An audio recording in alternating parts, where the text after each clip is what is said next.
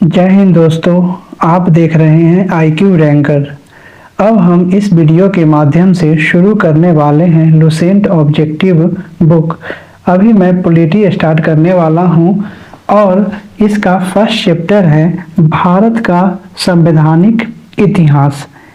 BR Ambedkar और महात्मा गांधी के मध्य सन 1932 में हस्ताक्षरित पूना समझौते का प्रावधान था। इसमें था हरिजन के लिए आरक्षण सहित संयुक्त निर्वाचन क्षेत्र का। भीमराव अंबेडकर और महात्मा गांधी के बीच पूना समझौता हुआ था और इस पूना समझौते में का कारण था कि हरिजनों के लिए एक आरक्षण निर्वाचन क्षेत्र प्रदान किया जाए। नेक्स्ट क्वेश्चन है सूची 1 और सूची 2 के साथ सुमेलित करना है। यहाँ पे कह रहा है कि सूरत विभाजन कब हुआ था। सूरत विभाजन कब हुआ था? सूरत विभाजन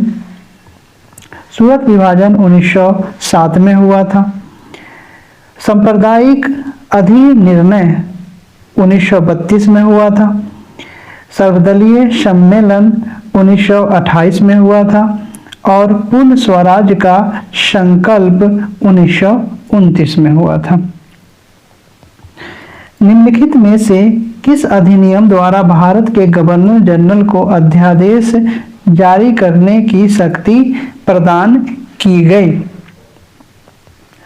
भारत परिषद अधिनियम 1861 के तहत गवर्नर जनरल को अध्यादेश जारी करने का शक्ति प्रदान किया गया था। इसमें सुमेलित करना है। देखते हैं अगस्त घोषणा कब हुआ, अगस्त प्रस्ताव कब हुआ, अगस्त संकल्प कब हुआ और प्रत्यक्ष कार्यवाही दिवस कब हुआ था। यहाँ पे अगस्त घोषणा जो है वह आपका अगस्त घोषणा लॉर्ड मॉन्टेग्यू के द्वारा हुआ था। अगस्त घोषणा लॉर्ड मॉन्टेग्यू के द्वारा। अगस्त प्रस्ताव जो है लॉर्ड लिनलिथो के द्वारा हुआ था। अगस्त संकल्प महात्मा गांधी के द्वारा हुआ था और प्रत्यक्ष कार्यवाही दिवस जो है मोहम्मद अली जिन्ना के द्वारा हुआ था। तो इसका आंसर जो है वह फर्स्ट हो जाएगा।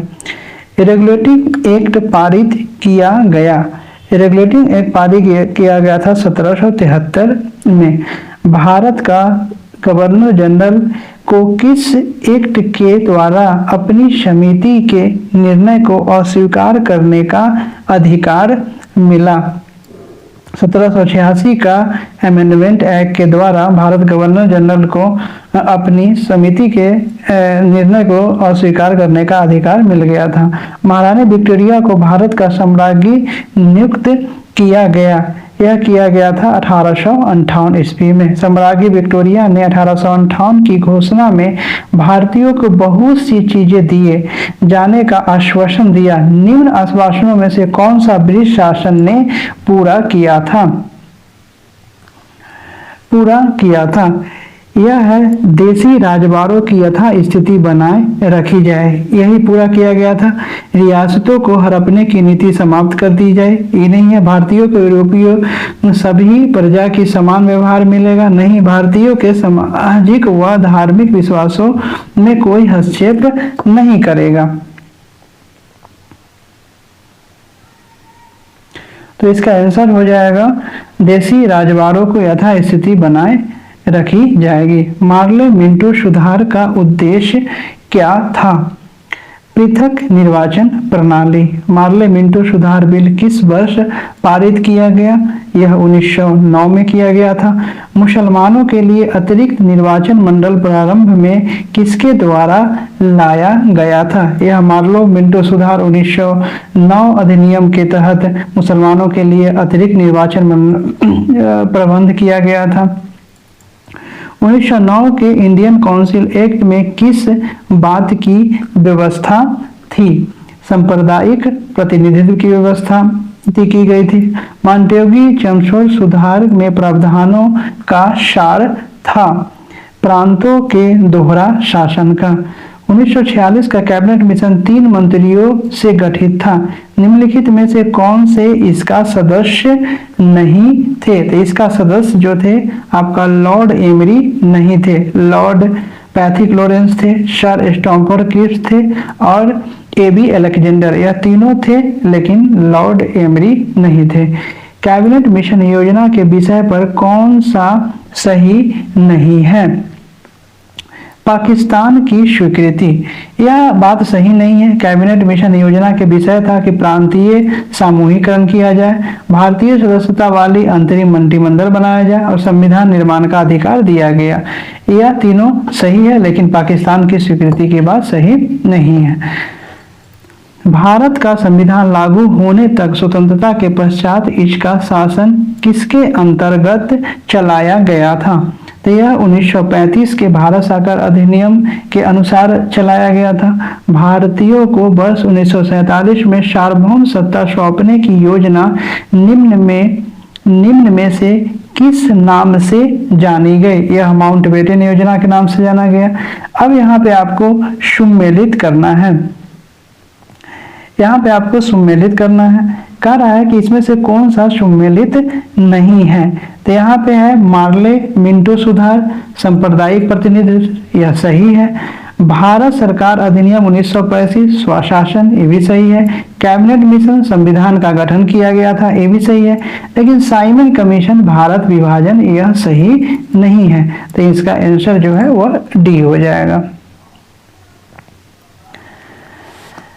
नेक्स्ट है निम्न अधिनियमों से को सही ढंग से मिलाइए। यहाँ पे आपका अधिनियम जो है उसको मिलाना है। तो यहाँ पे कह रहा है कि भारत सरकार अधिनियम 1919, यह जो है आपका प्रांतों के द्वैध शासन से है। नेक्स्ट आपका कह रहा है कि भारत सरकार अधिनियम 1935, यह जो है प्रांतीय स्वायत्तता से है। उसके बाद मार्ले मिंटो 1919, यह आपका सांप्रदायिक निर्वाचन से है। और डी में कह रहा है भारत परिषद अधिनियम 1961, यह आपका सती प्रथा का अंत से है। और आपका ई में कह रहा है अधिनियम 1858, यह जो है वह आपका है ब्रिटिश शासन शक्ति। तो इसका आंसर जो है वह आपका बी हो जाएगा, 19 का बी। अखिल भारतीय महासंघ स्थापित करने का प्रावधान शामिल किया गया था। अखिल भारतीय यह किया गया था भारत शासन अधिनियम 1935 में यह किया गया था। निम्नलिखित में से किस अधिनियम के केंद्र में द्वैध शासन प्रणाली को स्थापित किया गया? तो द्वैध शासन प्रणाली जो है वो आपका भारत शासन अधिनियम 1935 के तहत किया गया था। संघीय प्रणाली का पहला प्रयास भारत सरकार अधिनियम द्वारा किया गया था, यह 1935 के अधिनियम द्वारा। किस अधिनियम की प्रमुख विशेषता प्रांतीय स्वायत्तता की थी? तो यह आपका 1935 अधिनियम। भारत में सचिव पद किसके द्वारा निर्मित किया गया था? तो यह आपका भारत सरकार अधिनियम 1858 के द्वारा निर्मित किया गया था।